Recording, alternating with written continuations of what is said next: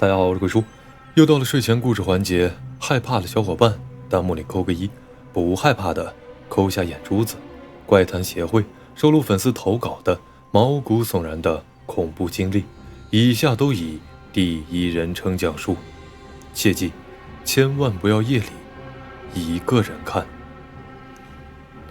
我们今晚的第一个故事呢，是来自于天涯论坛2000年的一个帖子，也就是说时隔20年，又是一个古董级的神帖啊，古董级的神帖。这个帖子里的故事呢，发生于机械工厂。那么咱们接下来就开始正式的讲了。楼主说呢，时间是大概我上小学5年级的时候，爸妈呢都是本市振动机械厂的工人。这某天下学回家，就看到家里那不大的客厅里头的沙发上挤满了人，而且呢我都还认识，就是老家的亲戚们。我大姨奶的一家，还有她的小女儿，我一个叫爱萍的姑姑，长得还不错。我妈呢，还有姨妈，还有我奶奶都在一起说着话，好像听他们讲啊，说是在等着谁。而且呢，其中还有几个是我爸妈的同事。我爸跟他的同事在小桌子上说着话，而桌子上呢也摆着酒菜。通过他们的谈话，我知道了一个大概，好像就是说呢，我爱萍姑姑这段时间啊，总感觉右边肩膀疼得厉害，是那种特别沉的感觉。她去医院看了也没查出什么。然后呢，我妈听说了，就把姨妈他们给叫来了，好像是对他们说，这爸妈的单位呢有一个老头子会看病，尤其是会看邪病。今天呢，就是等他来给我爱萍姑姑看一看。大概是晚上的7到8点的时候，一个高个子的老头来到我家里。我就觉得他最大的特点啊，就是个子高。因为是很多年前的事儿了，对人的外貌基本都模糊了，但我记得最清楚的就是以下发生的事情。那个老头啊，在来的时候呢，我妈给他说是一个亲戚病了，想让他呢给看一看，这具体什么病，是男是女都没跟他讲。然后他在进到我家门的时候，突然眼光就落在了我爱萍姑姑的肩膀上。他皱了皱眉毛，高声的用手指着我爱萍姑姑的右肩膀，厉声的说道：哎，你这个老鳖精，咋趴这儿了？赶快走！接着呢，就是几秒的盯着我爱萍姑姑的肩膀。他此话一出啊，全家人都愣了。我当时年纪小，只记得有一种想尿尿的感觉，身上也起了鸡皮疙瘩。大家都还在愣神的时候，那老头子又说话了：不走是不是？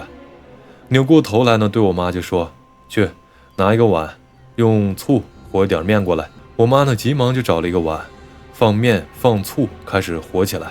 我爸呢给老头让着烟，老头刚抽了几口啊，就对我妈说：来给我。然后呢嘴上叼着烟卷，左手呢拿着碗，右手在里面使劲的揉了几下，揉成了一个饼。接着说：来，你把肩膀给我露出来。我爱萍姑姑呢连忙顺着领口啊，把衣服往右扯了扯，露出了肩膀。老头子呢目不转睛的用手呢捧着这个醋面团子，左手呢又指着爱萍姑姑的肩膀说道：还不走是吧？接连问了2句，突然就右手一落，啪的一声，把整个这个醋面团子贴在了我爱萍姑姑的肩膀上，大手一挥着说：去躺一会儿吧。我妈他们呢就把爱萍姑姑扶到了我奶奶的床上。我爸他们几个连忙把老头让到了酒桌上，好像记得他们喝了1个多小时吧。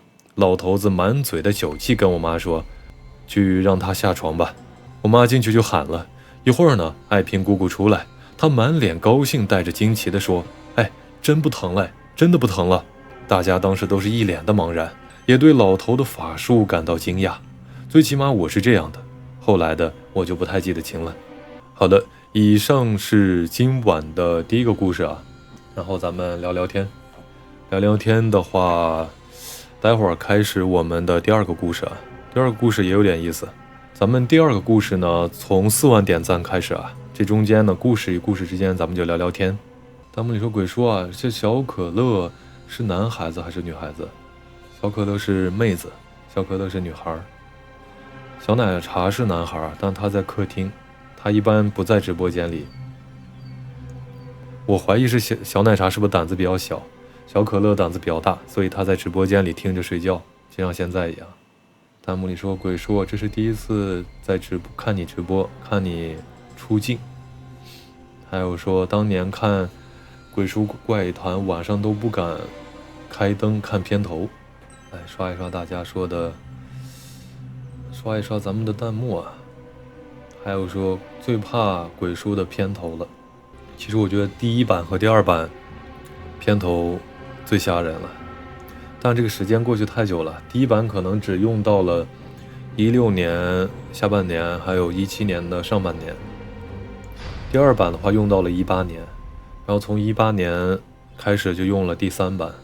到现在的话，大家的生活节奏快了，然后它这个视频衡量的话，一般而言会讲一个跳出率，对，所以片头大家现在基本大家都不加片头了。那还有弹幕说已经盖好小被子了，每晚必听的催眠小故事。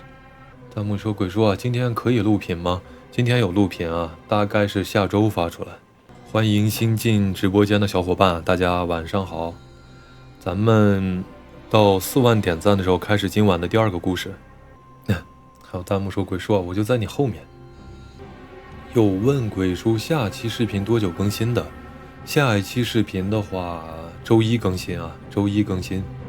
鬼叔啊，这氛围灯换成绿色的会，换成绿色的是不是有点怪啊？换成蓝色的话还好，换成绿色的我怕你们害怕。来，还有说鬼叔什么时候女装？怎么这个话题好像跳回到2017年了？2017年我记得好像大家都比较热衷于让 UP 主女装啊。还有说鬼叔啊，你平时说话都这么低的吗？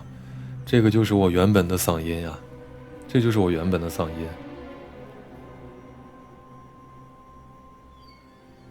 本身就是这么低的。还有说鬼叔能不能讲讲更刺激的故事？咱们周一的话会更新一个香港都市传说啊。弹幕里还有说什么？弹幕里说换成黑色的灯。然后看一看大家说的鬼片推荐啊，鬼片推荐的话，咱们放在下一个故事讲完以后，咱们可以聊一会儿恐怖片的题材。然后弹幕里说搞点粉丝经历投稿啥的，这个粉丝的投稿的话，鬼叔会做成视频的。直播的话，直播一般就讲天涯论坛的故事，就是网友的经历，网友的经历基本就是在直播间里给大家讲，还有天涯的一些神帖。然后的话，咱们粉丝投稿的故事呢，基本都发在视频里去更新。来，大家点点赞啊，点赞到4万，我们开始今晚的第2个故事啊。看大家说什么，有说国庆放9天假的，这么爽。还有说鬼叔啊，可以讲一期加拿大的某医院。你说的这个某医院是有特指的一个医院吧？该不会什么麻风病医院啊、精神病医院这些的吧？还有弹幕说伪纪录恐怖片最吓人，对，会给你一种特别真实啊、贴近生活的那种恐惧感。有说以前看到微笑狗的图片被吓半天，现在这个图片都发不出来。以前的话发一发还行。还有说鬼叔讲了这么多故事，自己不害怕吗？不会害怕的呀。来，点赞数到了，咱们开始今晚的第2个故事啊。这第2个故事呢，还是承接上一篇的那个怪老头啊，就是那个会一点医术的这个老头子。这个故事呢是楼主的妈妈讲的。楼主说呢，我没亲身的经历过，真实性呢也无从考证，但是我决定相信我妈，因为她并不迷信。我妈厂里呢有一个同事，他姓张，工厂张。这个同事呢长什么样，现在实在是脑海里没一个雷同的，也许就是太大众化了，姑且呢我就称呼他为张叔。这张叔家啊有一个儿子，据说是学习特别好。我5、6年级的时候呢，也是他考大学的时候，整整考了4年。不是他发挥不好啊，是因为一到考试那天，他一准的得大病一场，没缘由的大病，浑身发抖无力，眼睛看不到东西。这考试一结束，他这怪病就好。1年1次没在意，2年也没在意，可3年4年接连如此。张叔呢就有点坐不住了，医院里也只是说是疲劳过度紧张造成的。可张叔的儿子呢平时学习特别好，根本就不存在什么考场上紧张啊焦虑什么的。于是呢，张叔就找到了那个神仙老头子，估计呢和我爱萍姑姑那回差不多，也是给请到家里去了。老头听了以后，翻了翻张叔儿子的眼皮，皱着眉毛就问张叔：“你在80年是不是杀过一条蛇啊？青色的，这蛇不简单，那是天上的天兵天将。”张叔一听啊，就开始回忆，那年呢跟几个朋友去钓鱼，在路上确实的杀了一条蛇，这蛇也没见有多长呀。老头子呢接着讲：“那这样吧，你明天呢买点贡品，让谁给你用纸啊糊个蛇，你去东南方向去祭祭他。”张叔呢答应下来，在第二天一大早就上路，觉得差不多到了地方了，就开始摆着祭坛，放鞭炮，烧纸钱，烧纸蛇。他嘴里呢还念念有词地说：“蛇将蛇将，对不住了，这么多年，我给你赔不是，你回天上去吧，别缠着俺儿子了。”做完这一切啊，张叔他就回去了。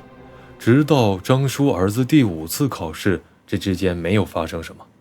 可怪就怪在第5次高考，张叔的儿子以优异的成绩考上了他本该5年前就考上的那所理想的大学。是凑巧吗？还是说冥冥之中的天意呢？但这件事儿确确实实的发生了。还有一个事儿啊，我妈在机械厂不干的那几年，通过关系调到了火车站大集体上。头一份工作呢，就是在火车站进站口台阶下面的小件寄存。那个时候呢，还没让个人承包，是属于公司的，里面呢一共4个人，2人一班，上一天歇一天。跟我妈一班的那个女的啊，因为他们在一起没多长时间，所以忘了叫什么。但那阿姨人特别的好，见了我格外的亲，是那种特别随和的人。但就是这位阿姨，也把我给彻底的镇住了。我妈呢，有时候经常带我去那个小铁房子里玩，面对着广场那面是整个透明的，旅客存东西啊，用玻璃开了个小窗口。记得那天我在那儿玩着，我妈呢跟这位阿姨在藤椅上一边织毛衣，一边闲聊着家长里短。突然就见那个阿姨不经意的一抬头望着窗外说：“哎，咋下雪了？”虽然具体的日子我记不清了，但印象里那个时候就已经开始变热了，压根儿就不会是下雪的日子。胡说啥呢？哪儿下雪了？我妈就说：“这下这么大雪，你看不见？你瞧啊，这么大的雪花。”阿姨说话呢太快，脸有点红，脸上的表情根本不像是在说假。我看看阿姨，又看看窗外，突然就脊背发凉了。我妈问她：“你真看到下雪了？”“真的下了呀，下这么大，你咋可能看不见呢？”阿姨有点激动，但几秒以后，她和我妈的表情一样，都是不敢置信的。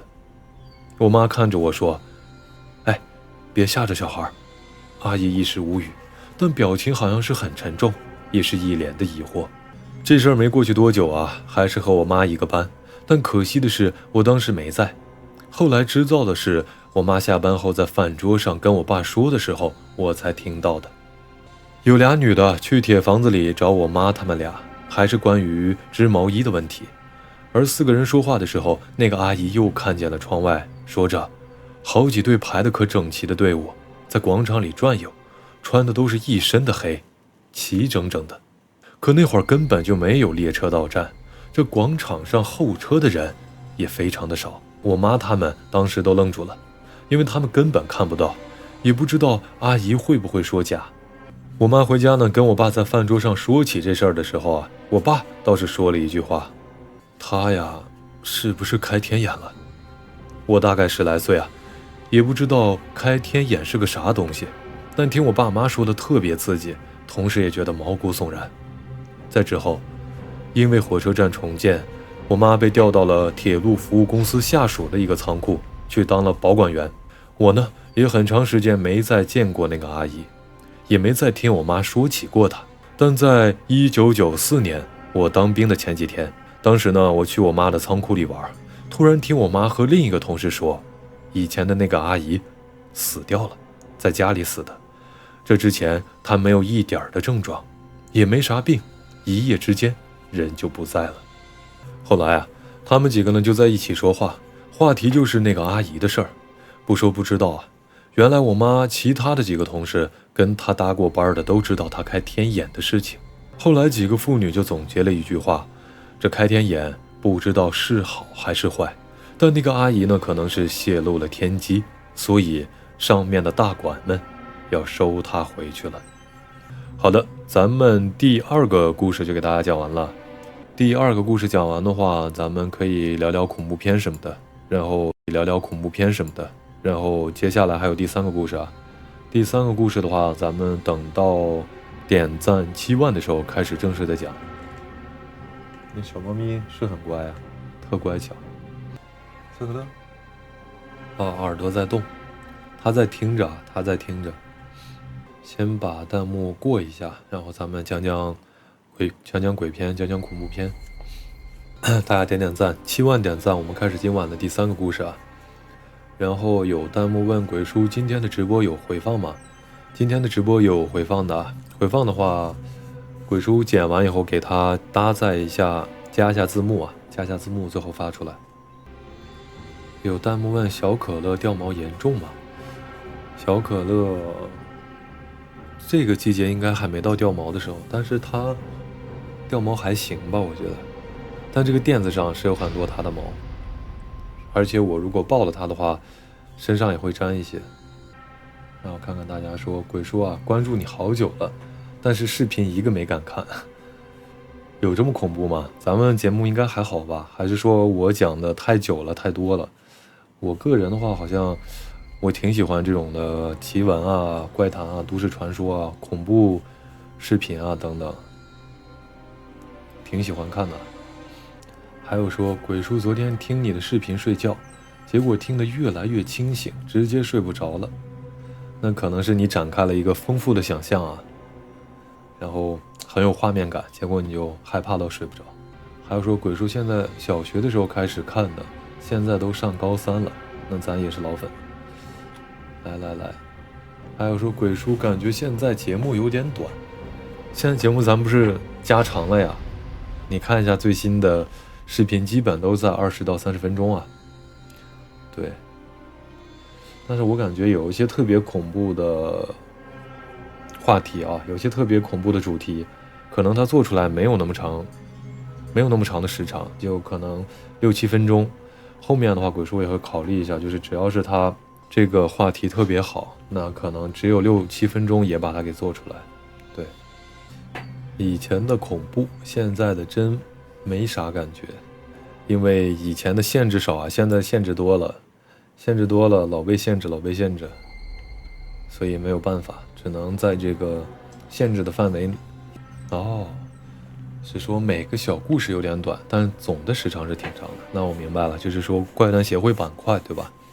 这个板块呢，就是根据大家的投稿来了。最近我录了几期，也有这种的，就是它一个故事啊，可能有15分钟、20分钟这样的也有。如果是那种比较长篇的，它不是一个常态，更多的常态是短小的，可能3分钟、5分钟一个故事就过去了。这个是针对于大家的投稿啊。如果是咱们的充电视频的话，里边基本是20到50分钟，但它就是一个故事从头到尾。还有的话就是鬼叔更新的都市传说啊，一个都市传说的话里边就一个故事。对，这个故事如果它时长是6分钟，那它整体就是6分钟。如果这个时长是30分钟，那其实整个故事讲完它就是30分钟的篇幅，所以还要看这个都市传说具体的篇幅。还有问说，鬼说啊，动漫怪谈毁童年系列还做吗？还做的呀，应该是在国庆结束以后会有一期吧，反正就是10月份会上一期动漫怪谈系列的，基本上和新年前的一个风格。童年阴影系列啊，这个有的。我们先说说恐怖电影吧。我找到了我之前整理的，就是比较老的一些恐怖片了，但我估计应该还有很多人没看过。90几年到16年之间的看到弹幕里说印象深刻的是第1届啊，这个我刚好也看了。我之前给大家直播讲过一哥们儿，对吧？还有在视频里也提过他就特别像第1届里面那个主角啊，特别像，就很帅，给人正面第一感觉就是那种特别正义感啊，特别正面正派角色的港警，是那种感觉。然后那个哥们儿也1.85米吧，也个子特别高。我之前朋友圈里面，我带他骑行西湖的时候发了我俩的自拍照，在朋友圈里边。所以刚才小伙伴提到的第一届啊，港片第一届，这个记忆深刻啊，他说。然后我后来是发现，我小时候很早，00几年吧，很早看《铁道凶灵》这部电影刚出来的时候我看的，当时里边的男主我没认出来，就是小栗旬嘛。结果我是后来看了《热血高校》以后，对吧？把《热血高校》第一部、第二部看了以后，后来我说这小栗旬这么帅，对吧？再回过神来，盘点自己以前看的恐怖片的时候，发现《铁道凶灵》里边的男主角就是小栗旬。《铁道凶灵》，对，这个我觉得也挺恐怖的。当然，恐怖片的话，可能如果大家年龄上去了，或者说阅历比较多了，看的比较多了，可能就逐渐免疫了。但在你还没免疫的时候，当初对吧？你刚看这些恐怖片的时候，他的所有那些招数啊、路数，你都摸不透，对他没有概念的时候，很容易吓到你。然后我觉得，在那个时期，你看《铁道凶灵》的话，是一个不错的选择啊。其他的恐怖片的话，日式风格的挺多啊，日式风格多是一种心理暗示，对吧？或者说它里边的诅咒啊，或者说它里边的咒怨等等这些东西，都是无差别的去害人，这个是让人最无力的时候。然后当你有一定的阅片基础了，再回看这些，觉得好像是不是有点幼稚啊什么的？我觉得也不能这样想，对，因为你在刚开始平等的接触这些所有恐怖片的时候，他们还是挺不错的。尤其是在你小的时候看，很刺激。还有什么？还有泰国的《死神的十字路口》、《鬼乱舞》，还有《鬼三经》，还有《厉鬼僵印》。《厉鬼僵印》在刚上映的时候，给我有种感觉是，还是泰国的哦，对，当年看泰国鬼影的时候，有那种的新鲜感。对，有当时那种的带来的新鲜感和冲击感，所以这个厉鬼僵硬的故事也不错。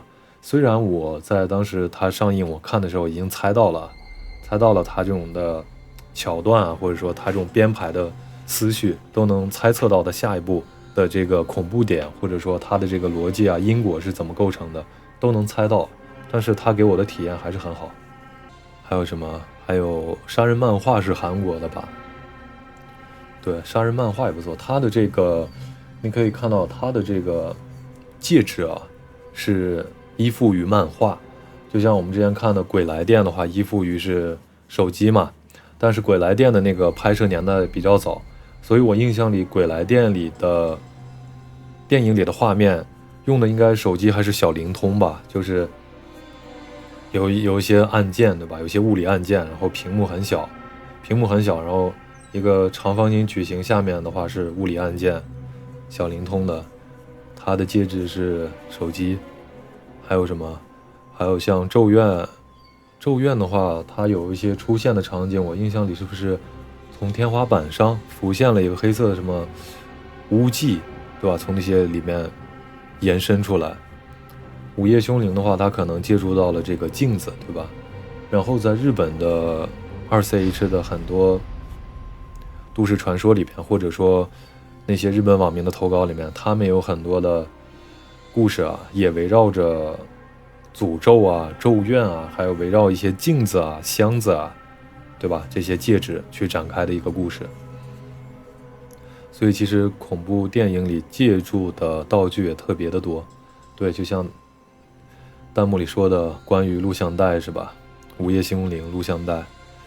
在我们看到这部电影的时候，我当时看的时候，它虽然讲的是录像带传播了这个诅咒，传播了这个贞子的故事啊，以把这个戒指传播出来，但是我当时看这部影片的时候是 DVD 吧，对吧？借助的是光盘。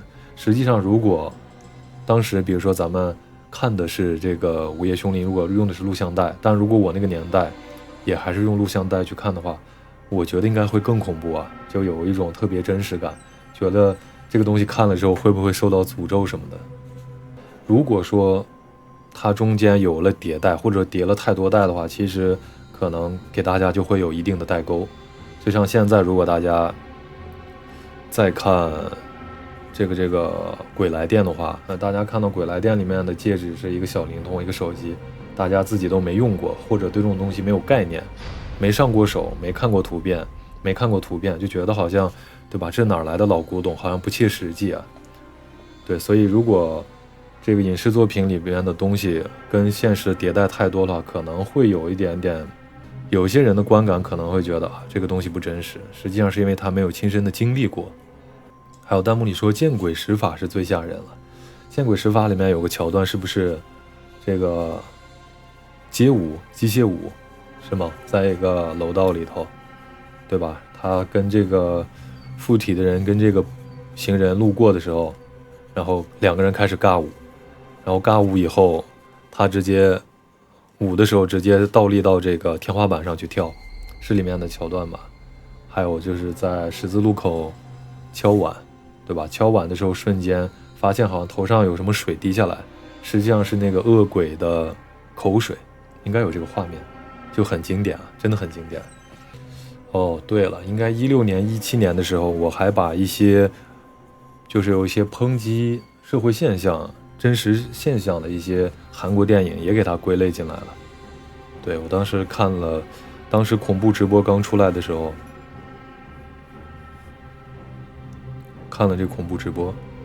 还有的话，有一些系列到现在这些系列都还在更新的，毛骨悚然撞鬼经，还有一些经典1408幻影凶间。鬼书上周不是还抽了一个奖吗？里边的那个实体书的话，就是关于禁闭岛，对吧？禁闭岛也挺好看的，有些经典的画面，大家应该都脑海里看过的话，应该留下了很深刻的记忆啊。他刚来到那个岛里的时候，和那个精神病患这个回头肉对上眼了的时候，那个病患我印象里好像脑袋上没几根毛是吧？有秃得很，非常突然，秃得很厉害。还有弹幕里说山村老师是真的经典，山村老师就真的老经典了，超级经典了，对吧？他的这个唱戏在水里唱戏的这个桥段，以及我印象里是到结尾了吧，到结尾把这个女主给救下来的时候，对吧？感化这个女鬼，然后抱着她的时候，那个女鬼本来是女主的脸庞，但是这个镜头一转，给我们的画面切换到了女鬼的这个身上，感觉真的很经典。还有就是山村老师，我印象里他们当时去寻找这个，当时他们是喝了血以后打牌是吧？打牌的时候看到了些什么东西？还有就是小明是男二吗？他弟弟小明的话，到那个古村子里的时候，他觉得很安静，然后觉得是很诡异，但是没什么。结果好像下一个镜头一转，这个四下无人的这个古老的村子里面多了特别多这种的像行尸走肉这样的鬼的存在，这些画面都非常经典。哎，咱们点赞快到6万了，我们把第3个故事给大家讲了，这恐怖片下次还能接着讲，大家都聊一聊。如果把16年前的恐怖片讲完的话，后续我们可以讲讲近10年的恐怖片，都随便聊一聊，然后大家如果有聊到的，然后你没看的可以补一补，现在资源在网上都很好找啊。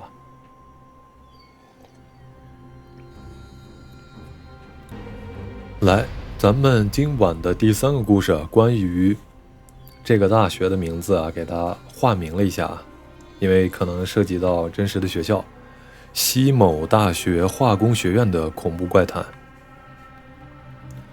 楼主说呢，他在西某大学的化工学院啊，在靠近成都木马山那边。楼主他们的宿舍背后啊是一片坟地，还能看到零散的粉，冷清清的。楼主说，在我们大一军训完不久，大概1周的样子，信息工程系啊就死了一个女生，是住在404号房。